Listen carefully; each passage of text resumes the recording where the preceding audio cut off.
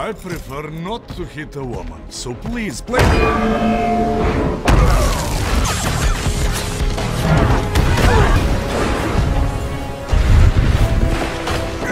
Hi, Nerdridge from Colossus, or Stefan Kapasik, actor.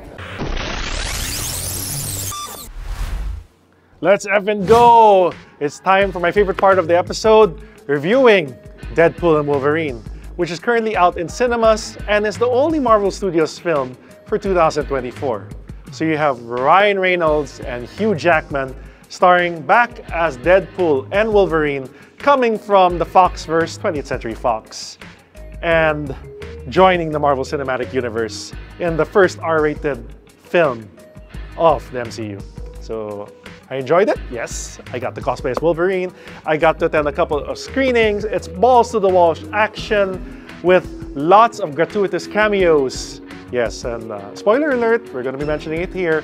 You see the likes of Chris Evans back as Johnny Storm from the Fantastic Four.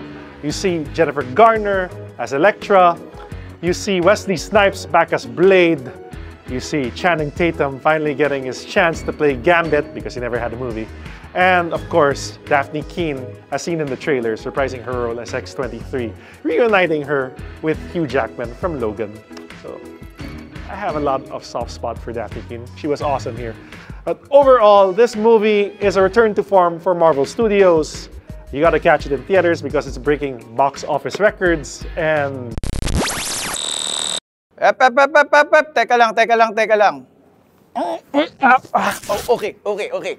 So, enough with the fluff pieces. I will admit that the Deadpool film has a very weak script. Sure, there's certain character developments, but at the end of the film, you don't really get a sense of anything consequential that happens to the characters. Maybe there's a bit of cookies thrown in, pero in terms of character development, something that gives meaning to you. Oh, wait. I'm not into pegging. So yeah, for doing the thing where we're pegging Adrian, I brought the... Whoops. Sorry.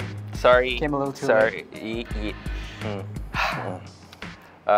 Anyway, we just came from Deadpool and Wolverine. Khan, your thoughts on Deadpool and Wolverine? Well, same thing as the corpse down here already said. Like, no, I'm so sorry. Like, you're not a corpse. Yeah. Oh. Same thing as the corpse down here already said. The movie is actually really great coming from a fanboy standpoint.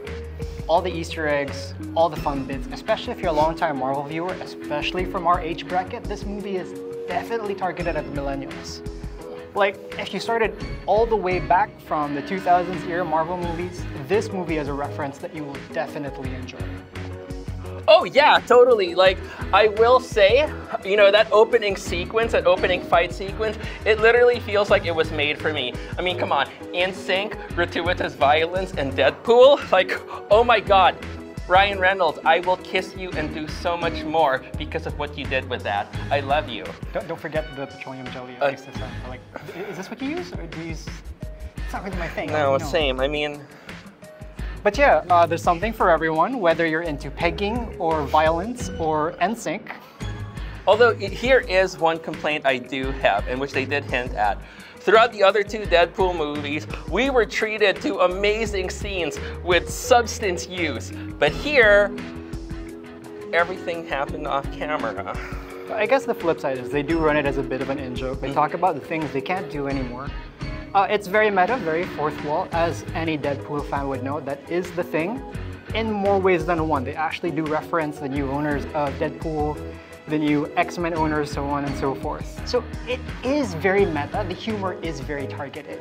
And actually that's what I like about it, because even though like the plot, as Adrian said before we did that to him, but yeah, as Adrian said before we turned him into goop, the script itself, it's meh, it's kind of weak, but it really doesn't matter. In fact, if there's anything I do like about this movie, is the fact that in terms of jokes, there are a lot of jokes. And like going back to what you said about, you know, it under being new ownership, hi Disney, please give us money for stuff. We really want you to buy us. There were so many jokes in this movie. Sure, as Adrian pointed out a while ago before I did this to him, the script is kind of weak, but it doesn't matter because it's such a spectacle and it's just filled with jokes. I think when it comes down to it, there's actually a lot more jokes here in the dialogue in this movie compared to the first two movies. Oh, definitely. Like, this movie is a laugh a minute. It's actually absolutely hilarious. Again, from a fanboy point of view, it's a great movie. Overall, just, you know, as a film viewer, if it's not your thing, this is what I mentioned earlier about the movie being very targeted. If you are part of the target market, the target audience, you will find it utterly hilarious. But if you're like, say, maybe 10 years out of sync, you're not in sync, if you're 10 years out of sync of the target market, a lot of the jokes are gonna go over your head. It's still a watchable movie otherwise, but it might not be your jam. If you know what you're expecting from it, you're gonna have a good time. If you're expecting something a lot bigger, look for it elsewhere. If nothing else, by the way, the comics fans, if you watch this movie with your non-comics fans, please save pointing out the references for after the movie because there's a lot of it. Which leads me to this. I am so happy that they finally redeemed James Marsden once and for all. Thank you, Disney, so much. Best cameo. Best cameo ever. Oh my God. And Ray Park was there also with a little... I did not expect that. Yeah, didn't expect that at all. Like, it was, like, Toad wasn't wasted in this, just the way Sabretooth wasn't wasted in this movie either. Pretty much just cameos galore, not gonna lie. Yeah. Like, honestly, leading up to this movie, I think the best prep for this is breaking out the VCDs. Like, not even DVD era, the VCDs. You gotta watch it in parts. You gotta watch it in half. Yeah, I think that's pretty much what we got for this movie. Yeah. So, if you missed the 2000s, and you want some violence to help you through the rainy season, Deadpool and Wolverine is definitely your jam, like Adrian is right now. What kind of jam would you say that is?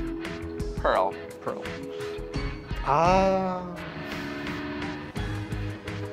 And with that, we'll be right back.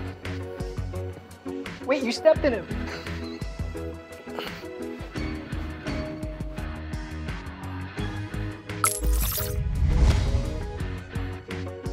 Actually, I was in the void. Some geeks those guys were. Oi, what the hell was that?